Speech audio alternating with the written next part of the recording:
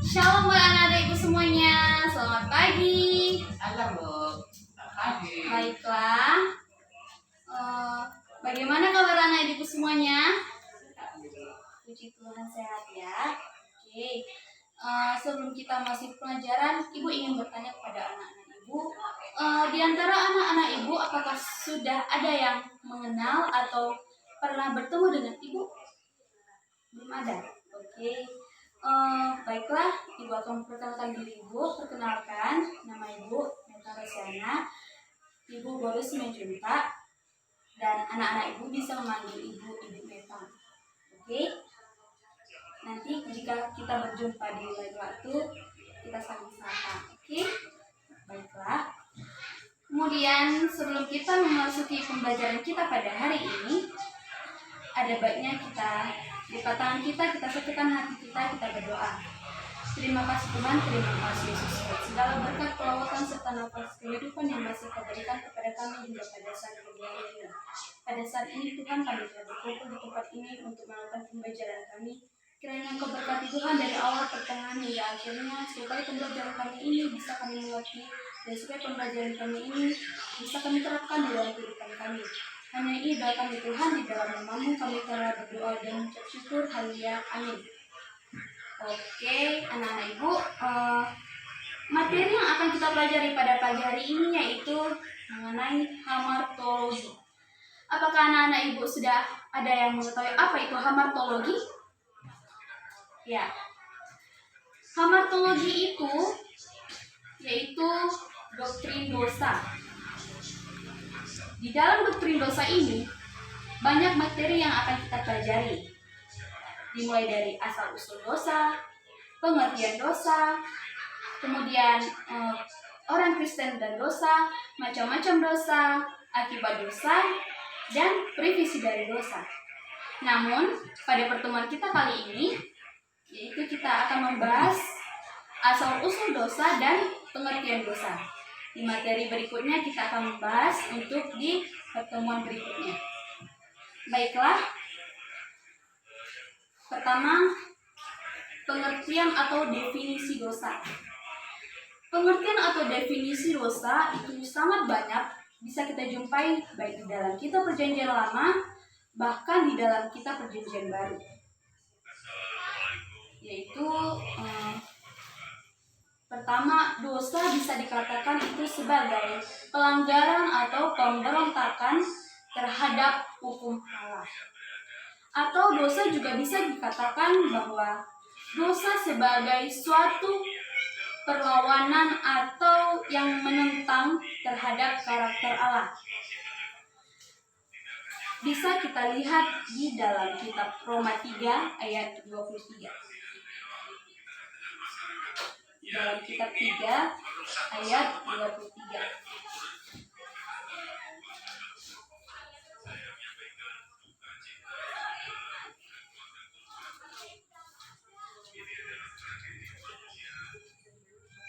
Roma 3 ayat 23, beginilah firman Tuhan. Karena semua orang telah berbuat dosa dan telah kehilangan kemuliaan Allah. Ibu baca sekali lagi, Roma 3 ayat 23. Karena semua orang telah berbuat dosa dan telah kehilangan kemuliaan Allah. Demikianlah firman Tuhan. Namun di dalam kata Yunani terdapat kata parabasis yang berarti melewati atau melanggar. Kemudian Allah juga memberi hukum kepada Musa untuk meninggikan pengertian manusia akan standarnya dan keseriusannya dari pelanggaran pada standar itu yang bisa kita lihat dari kitab Roma 4 ayat 15. Dari kitab Roma 4 ayat 15.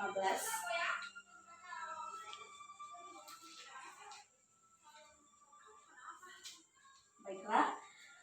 Roma 4 ayat 15, beginilah firman Tuhan.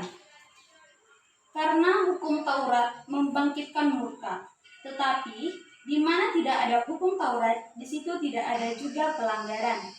Satu kali lagi, Roma 4 ayat 15.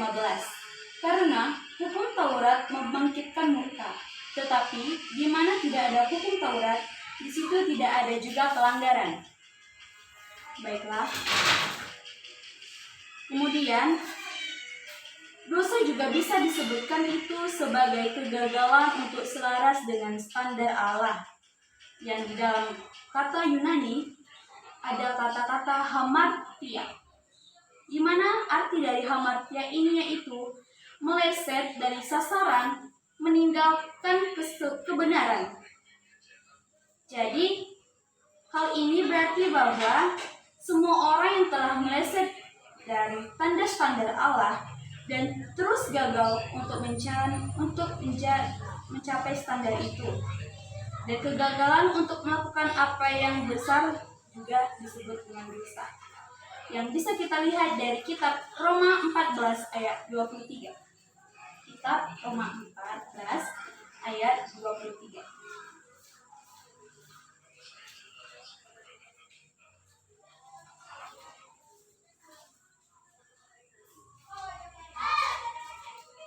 Beginilah firman Tuhan.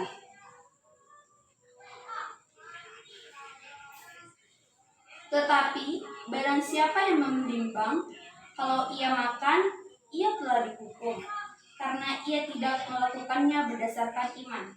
Dan segala sesuatu yang tidak berdasarkan iman adalah dosa. Ulang satu kali lagi, Roma 14 ayat 23.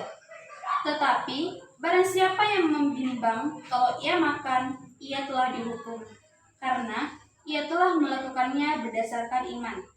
Dan segala sesuatu yang dilakukan berdasarkan iman adalah dosa. Kemudian, dosa juga dapat disebut sebagai suatu prinsip di dalam diri manusia, di mana dosa bukan hanya suatu tindakan, tetapi juga suatu prinsip yang ada di dalam diri kita sebagai manusia.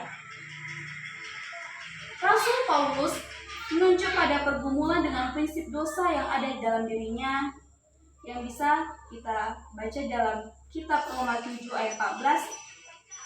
Kemudian dilanjutkan dengan ayat 17 hingga ayat 25. Semua orang yang memiliki natur dosa ini menunjuk pada hal itu sebagai tegar hati karena tipu daya dosa. Dan Yesus juga menunjuk dosa sebagai suatu kondisi atau karakteristik dari kualitas yang bisa kita lihat dari dalam kitab Yohanes 9 ayat 41,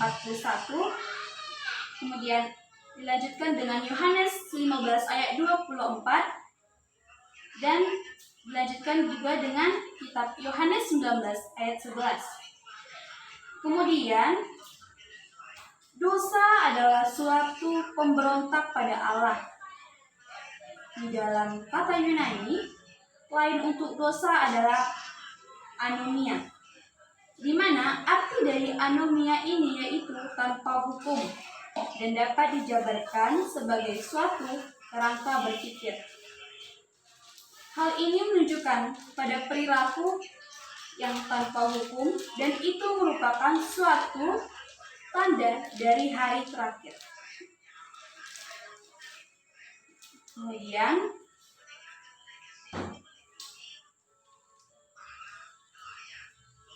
suatu tanda dari hari terakhir yang memiliki arti bahwa tanpa hukum atau penahan, yang bisa kita lihat dari kitab Matius 24 ayat 12. Dari kitab Matius 24 ayat 12.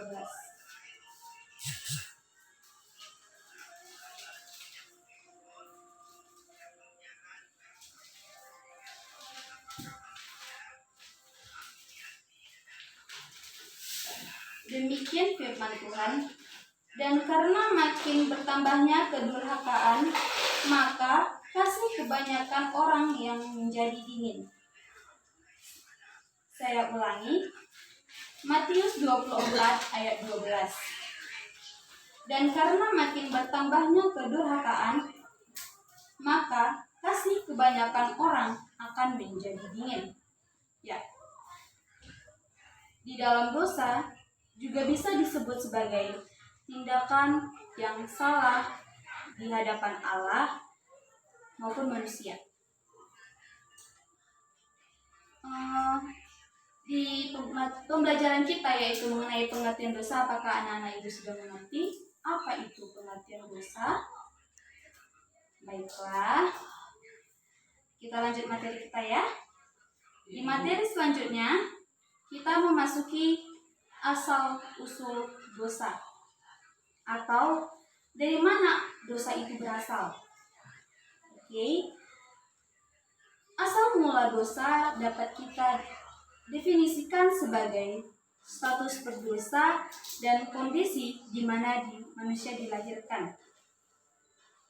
Hal ini dapat dikatakan karena ada 3. Yang pertama, hal itu berasal dari akar original dari umat manusia yang pertama diciptakan oleh Tuhan, yaitu Adam. Dan yang kedua, hal itu hadir dalam kehidupan setiap diri kita atau individu dari sejak lahir. Dan yang ketiga, hal itu adalah akar di dalam semua dosa aktual yang mencemarkan kehidupan dosa atau kehidupan manusia. Dengan sederhana menyatakan bahwa kekotupan dari keseluruhan natur kita.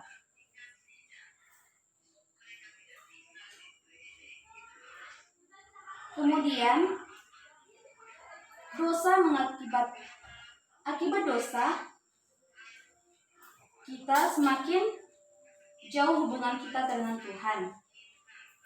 Ada beberapa akibat. Salah satu akibat dari dosa yaitu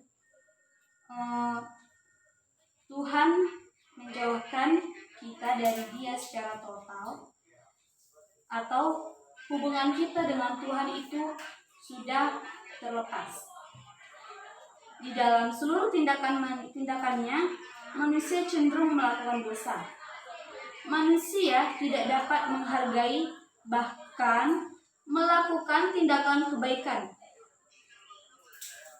Di akibat yang kedua, manusia natur pada dosa dan dirinya.